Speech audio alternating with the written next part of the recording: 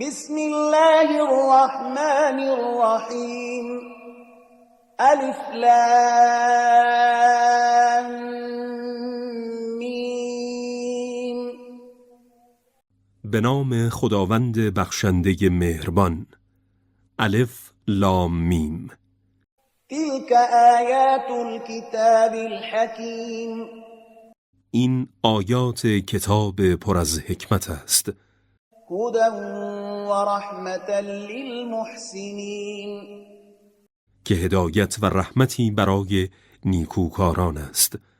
الذين يقيمون الصلاة ويؤتون الزكاة وهم بالآخرة هم يوقنون. همانان که نماز را کامل و بی نقص به جای می آورند و از مال خود انفاق می کنند، چه واجب باشد و چه مستحب، و حقیقتاً به آخرت یقین دارند. اولئك على هدى من ربهم واولئك هم المفلحون. آنان از هدایتی بزرگ از جانب پروردگارشان برخوردارند و ایشان رستگاران حقیقی اند. ومن الناس من يشتري لهو الحديث ليضل عن سبيل الله بغير علم ويتخذها هزوا اولئك لهم عذاب مهین. از میان مردم کسی هست که خریدار سخنان باطل و بیهوده است تا جاهلانه دیگران را از راه خدا منحرف کند و آن را به مسخره گیرد. چنین کسانی عذابی خار کننده خواهند داشت. وَإِذَا تُتْلَى عَلَيْهِ آيَاتُنَا وَلَّى مُسْتَكْبِرًا كَأَن لَّمْ يَسْمَعْهَا كَأَنَّ فِي أُذُنَيْهِ وَقْرًا فَبَشِّرْهُ بِعَذَابٍ أَلِيمٍ. هنگامی که آیات ما بر او خوانده می شود، متکبرانه پشت می کند، گویی که آن را نشنیده است، گویی گوشهایش سنگین است. پس او را به عذابی دردناک بشارت ده. إن الذين آمنوا وعملوا الصالحات لهم جنات النعیم. کسانی که ایمان آوردند و کارهای شایسته کردند، باغهای پرنعمت بهشت را خواهند داشت. خالدین فیها وعد الله حقا وهو العزیز الحکیم. همیشه در آن میمانند. بیشک خداوند این را وعده داده است و حقیقتاً آن را محقق خواهد کرد. آری اوست که شکست ناپذیر و حکیم است. خلق السماوات بغير عمد ترونها وألقى في الأرض رواسي أن تميد بكم وبث فيها من كل دابة وأنزلنا من السماء ماء فأنبتنا فيها من كل زوج كريم. آسمانها را بدون ستونهایی که آنها را ببینید آفرید و در زمین کوههای محکم و پابرجا افکند تا شما را نلرزاند و از هر نوع جنبنده‌ای در آن پراکنده کرد و از آسمان آبی نازل کردیم و در زمین از هر گونه گیاه نیکو و سودمندی در آن رویاندیم. هذا خلق الله فأروني ماذا خلق الذين من دونه بل الظالمون في ضلال مبين. این آفرینش الله است. پس به من نشان دهید که خدایان دیگر چه آفریدند. آری ستمکاران در گمراهی آشکاری قرار دارند. ولقد آتینا لقمان الحکمة ان اشکر لله ومن یشکر فإنما یشکر لنفسه ومن كفر فإن الله غنی حمید. به راستی به لقمان حکمت دادیم و به او گفتیم که شکر خدا را به جای آور. آری، هر کس سپاسگزاری کند فقط به سود خود سپاسگزاری کرده است و هر کس ناسپاسی کند صرفاً به خود زیان زده است، زیرا خدا از جهانیان بی‌نیاز است. وَإِذْ قَالَ لُقْمَانُ لِابْنِهِ وَهُوَ يَعِظُهُ يَا بُنَيَّ لَا تُشْرِكْ بِاللَّهِ إِنَّ الشِّرْكَ لَظُلْمٌ عَظِيمٌ. زمانی را یاد کن که لقمان در حالی که پسرش را نصیحت می کرد به او گفت: پسر عزیزم، به خدا شرک نورز که شرک ستم بزرگی است. وَوَصَّيْنَا الْإِنسَانَ بِوَالِدَيْهِ حَمَلَتْهُ أُمُّهُ وَهْنًا عَلَى وَهْنٍ وَفِصَالُهُ فِي عَامَيْنِ أَنِ اشْكُرْ لِي وَلِوَالِدَيْكَ إِلَيَّ الْمَصِيرُ. به انسان در مورد پدر و مادرش سفارش کردیم. مادرش او را با ضعف روزافزون حمل کرد و کودک پس از 2 سال از شیر گرفته می شود. آری، به انسان سفارش کردیم که شکرگزار من و پدر و مادرت باش. بازگشت همه فقط به سوی من است. وَإِن جَاهَدَاكَ عَلَىٰ أَن تُشْرِكَ بِي مَا لَيْسَ لَكَ بِهِ عِلْمٌ فَلَا تُطِعْهُمَا وَصَاحِبْهُمَا فِي الدُّنْيَا مَعْرُوفًا وَاتَّبِعْ سَبِيلَ مَنْ أَنَابَ إِلَيَّ ثُمَّ إِلَيَّ مَرْجِعُكُمْ فَأُنَبِّئُكُم بِمَا كُنتُمْ تَعْمَلُونَ. البته اگر تمام تلاش خود را به کار گرفتند تا چیزی را که هیچ اطلاعی از حق بودن آن نداری شریک من سازی، از آنان اطاعت نکن و در دنیا به نیکویی با آنان معاشرت کن و در هر حال از راه کسی که خالصانه به پیشگاه من رجوع می کند پیروی کن. پس از این دنیا بازگشت شما فقط به نزد من است. پس شما را از کارهایی که می کردید آگاه خواهم کرد.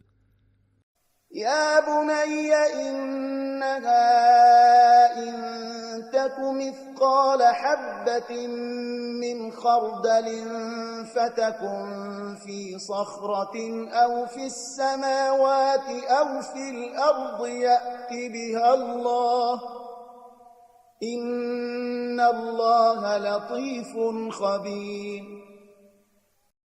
لقمان در ادامه پندهایش گفت: پسر عزیزم، اگر عمل تو به سنگینی دانه خردلی باشد و در صخره‌ای قرار داشته باشد یا در آسمانها یا در زمین پنهان باشد، خدا آن را در قیامت برای محاسبه خواهد آورد، زیرا خدا باریک بین و آگاه است.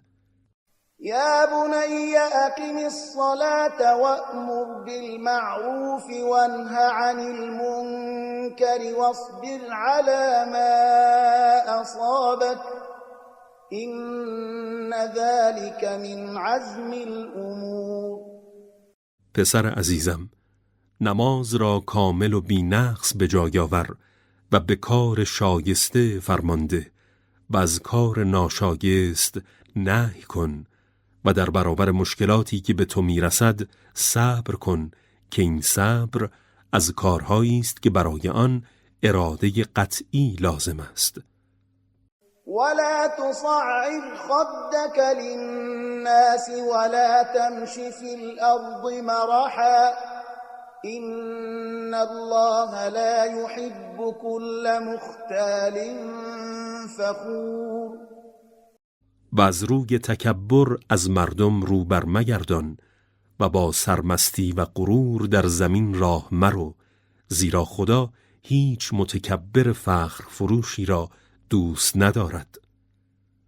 واقصد في مشيك واغضض من صوتك إن أنكر الأصوات لصوت الحمير. در راه رفتنت معتدل باش و هنگام صحبت کردن صدایت را پایین بیاور، چرا که زشترین صداها صدای خران است.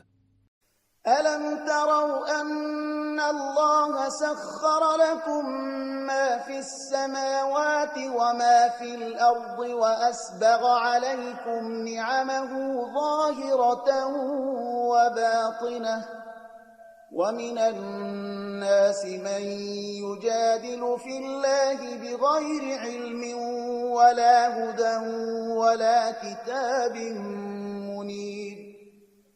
آیا توجه نکرده اید که خدا آنچه را که در آسمان هاست و آنچه را که در زمین است در جهت منافع و کمال شما رام و مسخر کرده و نعمتهایش را که آشکار و پنهان است برایتان گسترش داده و بر شما تمام کرده است؟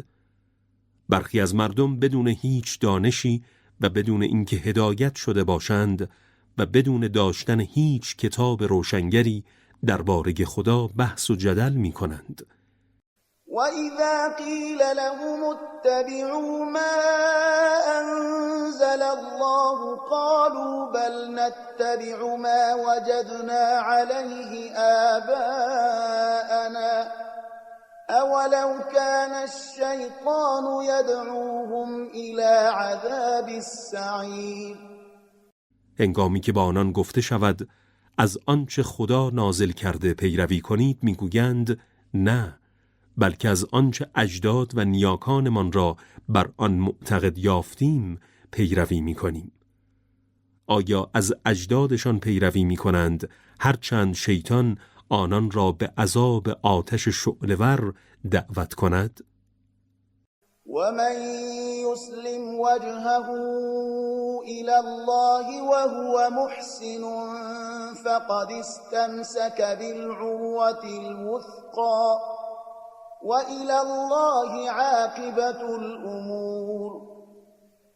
هر کس در حالی که نیکوکار است وجود خود را تسلیم خدا کند و تصمیم گیری برای خیش را به او سپارد، بیگمان به محکمترین دستگیره چنگ زده است.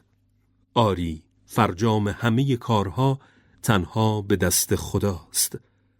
ومن كفر فلا يحزنك كفره إلينا مرجعهم فننبئهم بما عملوا إن الله عليم بذات الصدور. هر کس کفر ورزد نباید کفرش تو را اندوهگین کند. بازگشت آنان فقط به نزد ماست، سپس آنان را از کارهایشان با خبر می کنیم. خداوند اسرار درون سینه ها را به خوبی می داند. نمتعهم قلیلا ثم نضطرهم إلى عذاب غلیظ. اندکی آنان را بهره‌مند می کنیم و آنگاه ایشان را به عذابی سخت گرفتار خواهیم کرد. ولئن سألتهم من خلق السماوات والأرض ليقولن الله قل الحمد لله بل أكثرهم لا يعلمون. اگر از آنان بپرسی چه کسی آسمان ها و زمین را آفریده است، قطعاً میگویند الله. بگو سپاس و ستایش از آن خداست، آری بیشتر آنان نمیدانند. لله ما فی السماوات والارض إن الله هو الغني الحمید. آنچه در آسمان ها و زمین است فقط برای خداست. این خداست که بی‌نیاز و شایسته ستایش است. ولو أن ما في الأرض من شجرة أقلام والبحر يمده من بعده 7 أبحر ما نفدت كلمات الله إن الله عزيز حكيم. اگر تمام درختان زمین قلم میشد و دریاها مرکب میشدند و پس از تمام شدن دریاها 7 دریای دیگر به آنها اضافه میشد، سخنان خدا تمام نمیشد. خداوند شکست ناپذیر و حکیم است. ما خلقكم ولا بعثكم إلا كنفس واحدة إن الله سمیع بصیر. آفرینش و زنده کردن تمام شما پس از مرگ فقط مانند آفرینش و زنده کردن یک نفر است. خداوند بسیار شنوا و بیناست. ألم تر أن الله يولج الليل في النهار ويولج النهار في الليل وسخر الشمس والقمر كل يجري إلى أجل مسمى وأن الله بما تعملون خبير. آیا ندیده ای که خدا با آمدن بهار از ساعات شب می کاهد و شب را در روز داخل می کند و با آمدن پاییز از ساعات روز می کاهد و روز را در شب داخل می کند و خورشید و ماه را رام و مسخر خود کرده به طوری که هر یک تا زمانی معین در حرکتند؟ و آیا نمی‌دانی که خدا از کارهایتان آگاه است؟ ذلك بأن الله هو الحق وأن ما يدعون من دونه الباطل وأن الله هو العلي الكبير. این همه توانایی و دانایی از آن روست که فقط خدا حق است و آنچه به جای او میپرستند باطل است و فقط خدا بلند مرتبه و بزرگ است. ألم تر أن الفلك تجري في البحر بنعمة الله ليريكم من آياته إن في ذلك لآيات لكل صبار شكور. آیا توجه نمی کنی که کشتی‌ها به لطف خدا در دریاها روانند تا او برخی از نشانه‌های خود را به شما نشان دهد؟ به راستی در این پدیده نشانه‌هایی بزرگ برای همه کسانی است که بسیار صبور و شکرگزار هستند.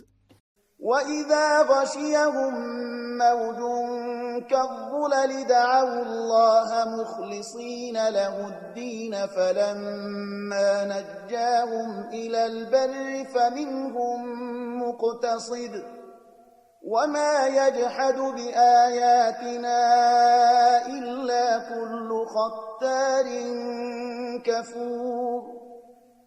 هنگامی که موجی همچون پاره‌های ابر آنان را فرا گیرد، در حالی که عبادت خود را از هر شرکی برای خدا خالص کرده اند، خدا را صدا می‌زنند. پس از آن هنگامی که آنان را نجات می‌دهد و به خشکی می‌رساند، برخی از آنان راه راست را پیش می‌گیرند و بسیاری به شرک گذشته‌شان باز می‌گردند. آری فقط افراد بسیار پیمان شکن و ناسپاس آیات و نشانه‌های ما را انکار می‌کنند.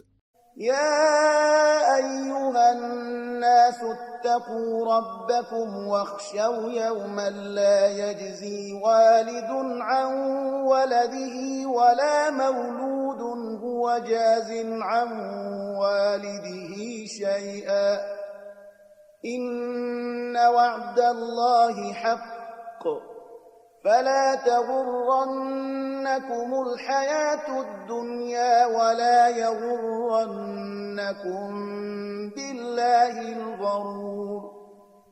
ای مردم، خود را از خشم پروردگارتان حفظ کنید و از روزی بترسید که پدری به جای فرزندش حقی را ادا نمی کند و هیچ فرزندی نیز از طرف پدرش حقی را ادا نمی کند. بیگمان وعده خدا حق است، پس مبادا زندگی دنیا شما را بفریبد و مبادا شیطان بسیار فریبنده شما را نسبت به آمرزش خدا فریب دهد و در برابر او گستاخ کند. إن الله عنده علم الساعة وينزل الغيث ويعلم ما في الأرحام وما تدري نفس ماذا تكسب غدا وما تدري نفس بأي أرض تموت إن الله علیم خبیر. به راستی آگاهی از زمان قیامت فقط نزد خداست و اوست که باران را نازل می کند و از زمان و کیفیت آن خبر دارد و تنها او به طور دقیق از آنچه در رحمها وجود دارد آگاه است و هیچ کس نمی داند که فردا چه به دست می آورد و هیچ کس نمی داند که در کدام سرزمین خواهد مرد، ولی خدا از همه این امور آگاه است، زیرا خدا بسیار دانا و آگاه است.